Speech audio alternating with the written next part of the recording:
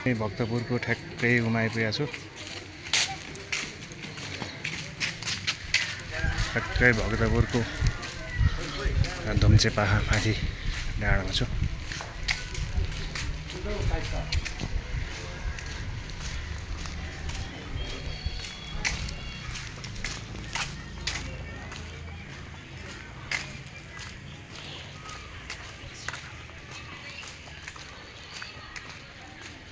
बिहानको morning walk हिँड्दैछु। यहाँ चाहिँ धुम्चेपाखा माथि भक्तपुर धुम्चेपाखा पोखरी आइपुग्यो।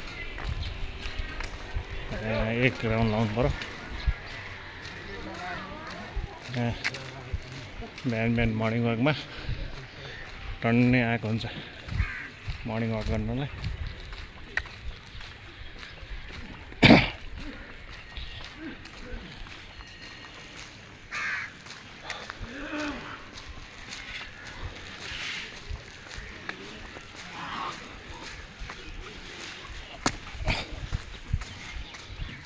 पुरै पानी जमेछ।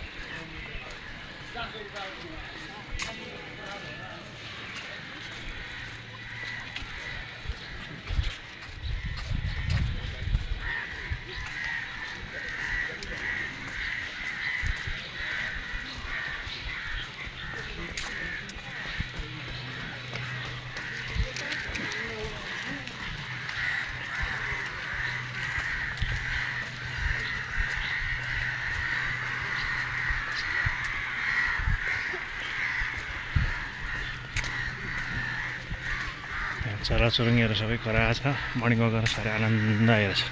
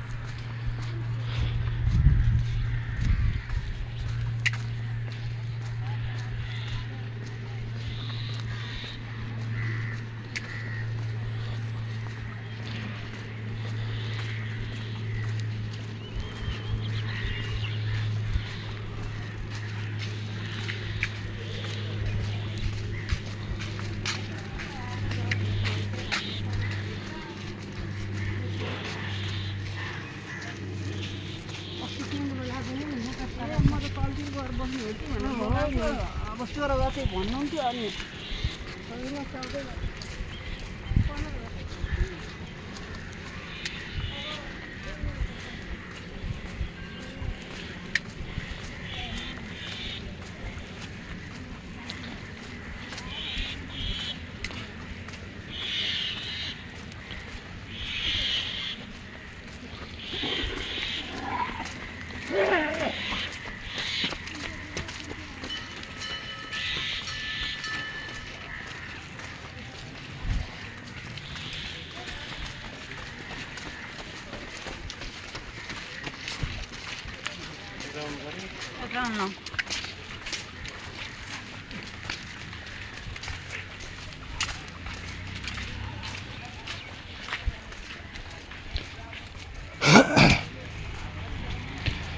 ल है गाइस, एक राउन्ड भयो। अब एक राउन्ड पुरा भयो।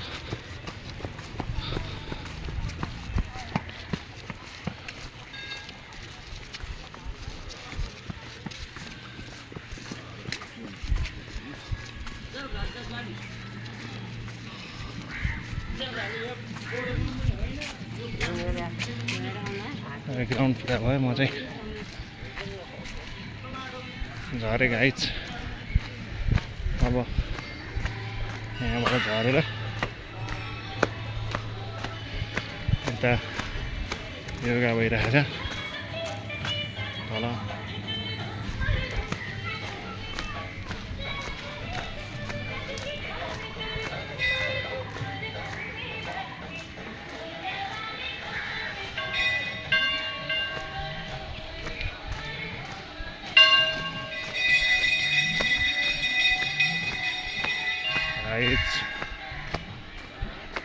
चाहिँ हरियाली भइसकेको छ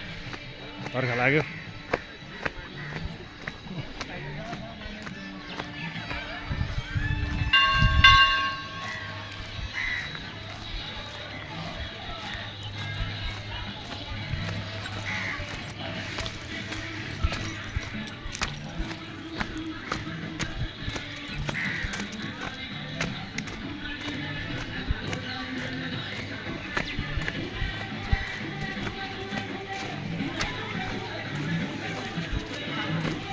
मर्निङमा गइरहेछ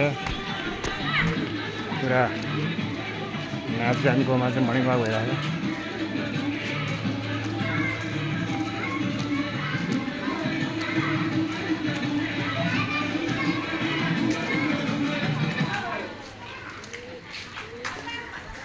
मन्दिर घुम्यो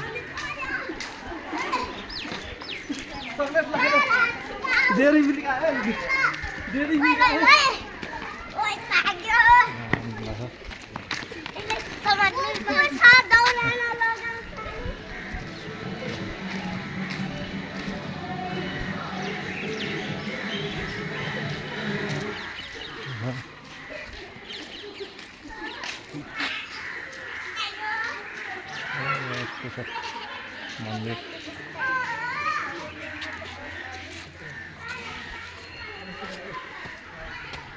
यहाँबाट पनि बाटो लाग्यो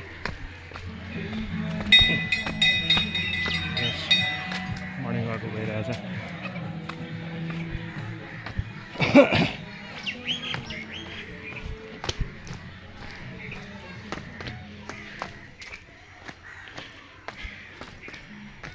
उतै पुरै खेल्दै खेतको टार आयो सब टाढै टाढै यता यता खेत यहाँबाट जाने बाटो पो छैन जस्तो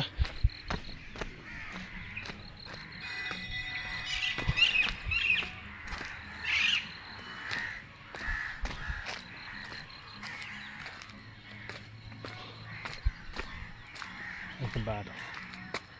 पुरै घारी रहेछ यहीँबाट जानु पर्यो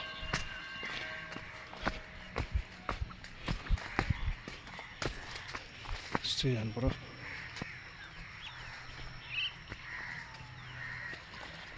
पुरै गाडी छ बाटो छैन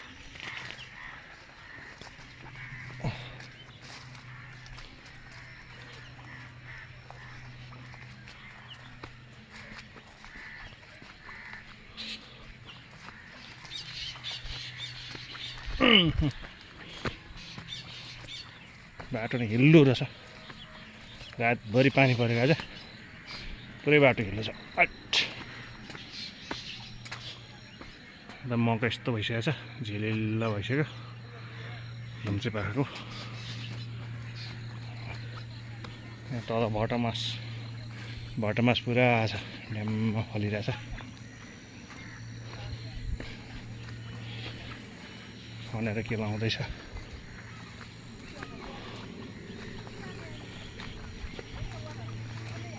यहाँ त पुरै गाडी छ पुरै टन्ने मान्छे हिँड्नु नमिल्ने गाडी भएको छ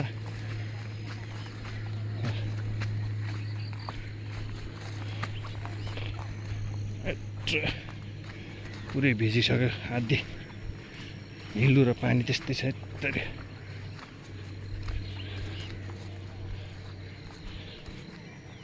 यहाँ इस्कुस होइन घिरौला रहेछ घिरौला टन्न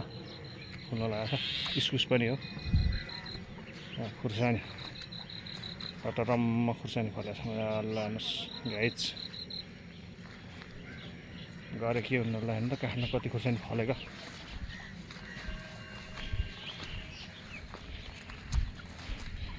बाटो चाहिँ लास्टै अप्ठ्यारो छ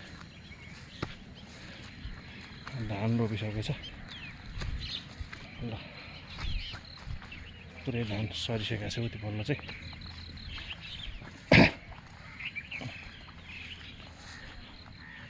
दाम्स खाल्टा यहाँनिर पुरै खाल्टो भएको छ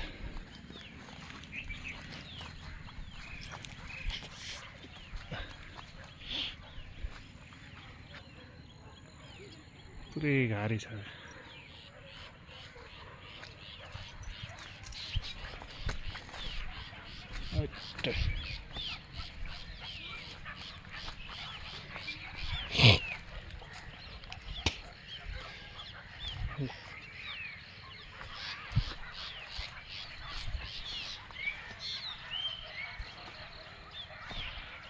पुरै पहाड छ ल यहाँ पनि भक्तपुरै पहाड टन्ने घारी छ त हौ सबै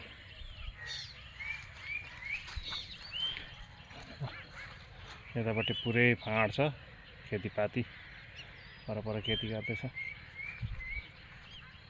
धेर जसो चाहिँ अहिले भटमासे है छ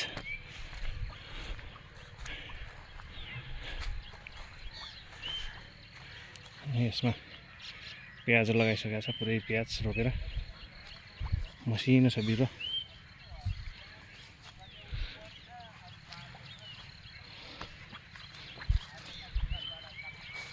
यो माथिको चाहिँ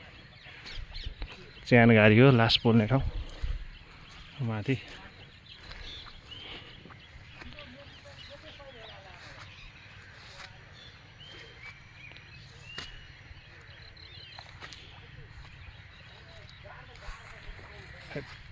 आज लास्ट हिलो बाटो आइयो हिँड्नै गाह्रो भइरहेछ पुरै आधी लुगा भिज्यो आधी जुत्ता खतम भयो यता साग छ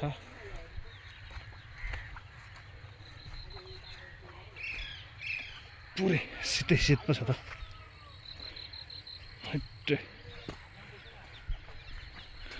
कोही हिँडेर चाहिँ बिहान पुरै शीतले भिजायो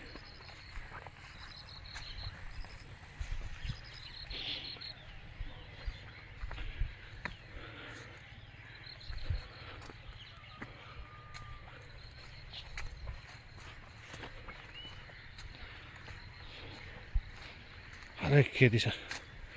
ल यहाँ चाहिँ पुरा प्याजको बोट जम्मै पात चिम्ठेर रोपेको छ सबै पात काट्दो रहेछ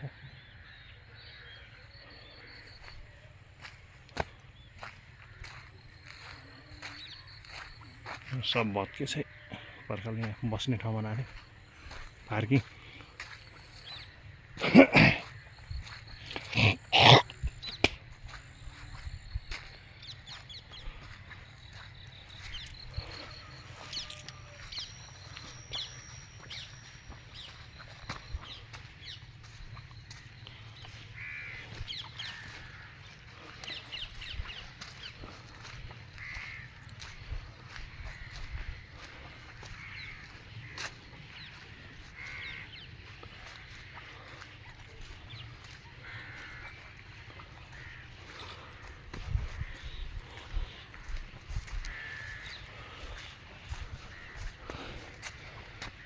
ल त्यहाँ चाहिँ अचम्मले खेती गरेर चाहिँ त्यहाँनिर चाहिँ निलो जस्ताले उठाएर माटो माथि उठाएर चाहिँ खेती गरेर चाहिँ त्यो तलतिर चाहिँ सबै पानी जमेको छ त्यो नउठाएको ठाउँमा चाहिँ पानी छ त्यो सेतो जति टल्किरहेको छ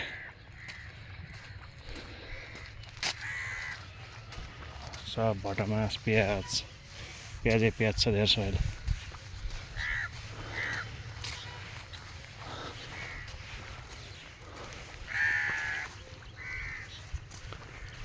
यता पनि भटमास पुरै सब भटमास हेर्नुहोस् पुरै फलेछ टिप्ने बेला हुनु लाग्यो त नि सब भटमास टन्नै अहिले त भटमास पनि महँगो छ 120 रुपियाँ किलो के अरे टन्नै हुन्छ त्यो पर सबै धान रोपिसकेको छ त्यहाँ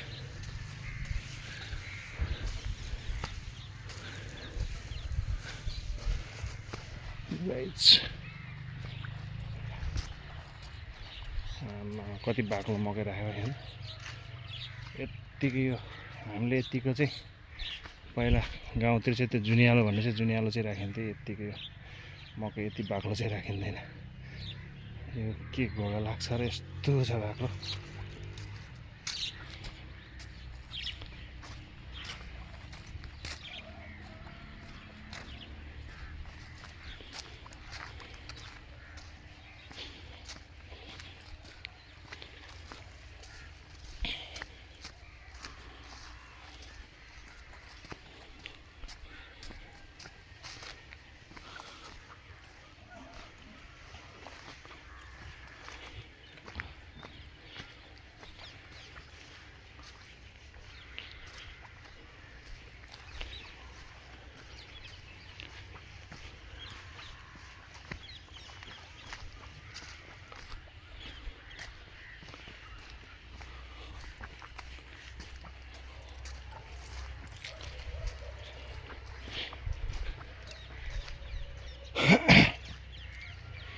यसरी लसुन रहेछ लसुन यो उसको बर्खे लसुन बेमौसमी लसुन रहेछ टन्ने हत्तेरिका हिउँदे बाटो रोज्दाखेरि दुःख पाइयो ल लसुनै लसुन छ बल्ल अब कच्ची बाटो हिउँदे बाटो सक्यो यता हिँड्नै नहुने रहेछ बर्खामा त मेन बाटो आइपुग्यो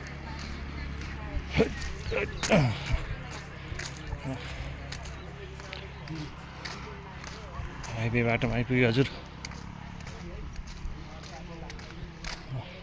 पर पुल छ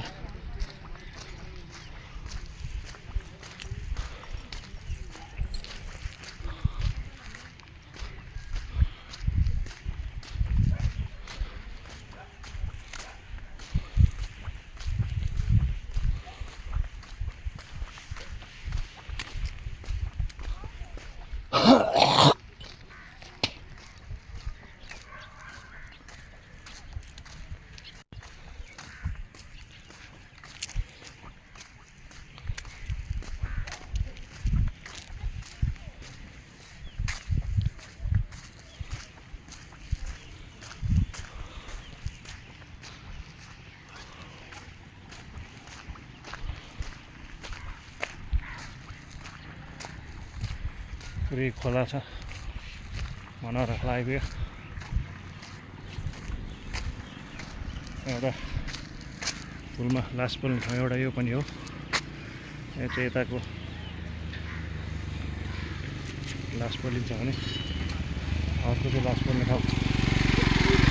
माथि छ अघि मैले देखाएको चाहिँ उहाँ माथिको हो लास्ट पुल्ने ठाउँ त्यहाँ अलिक अँध्यारो त्यो माथि छ एउटा चाहिँ यहाँको है दुई ठाउँ छ अहिले त पानी बढेर ठुलो भएको छ वारपार रहेछ मनोहर खोला पुरै सन सिटीमा तल छ देखिन्छ सन सिटीमा तलको मनोहर खोला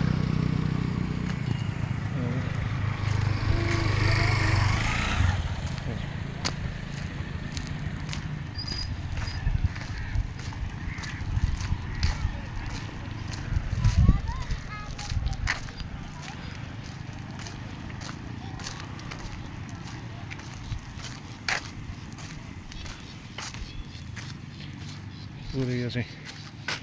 ढलको पानी हो कालो कालो आइरहेछ लेदो ढलको यता चाहिँ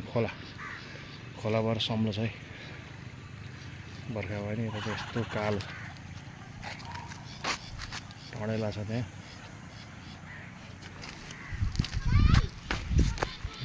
यतापट्टि काठमाडौँ भयो म पुल काठमाडौँ तरेँ